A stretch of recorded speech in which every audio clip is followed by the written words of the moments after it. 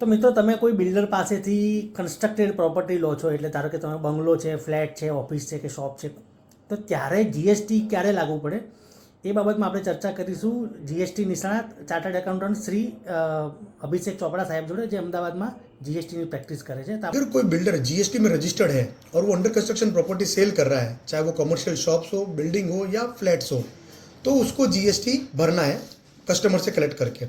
इसमें commercial building पे 12% GST है, जो वैल्यू होती है फ्लैट, जो प्रॉपर्टी की वैल्यू उस पर 12% जीएसटी। रेजिडेंशियल फ्लैट्स पे, रेजिडेंशियल प्रॉपर्टी पे 5% जीएसटी और अफोर्डेबल पे 1% है। अफोर्डेबल का मतलब होता है जब दस्तावेज वैल्यू 45 लाख या उससे नीचे हो, और साथ में जो कारपेट एरिया होता है मेट्रो में वो 60 स्क्वायर मीटर और नॉन मेट्रो में 90 स्क्वायर मीटर, तो उसको 1% देना है। अब ये बिल्डर जब तक कंप्लीशन सर्टिफिकेट अप्लाई नहीं करता तब तक ये अंडर कंस्ट्रक्शन प्रॉपर्टी मानी जाती है और उस पर जीएसटी लगता है।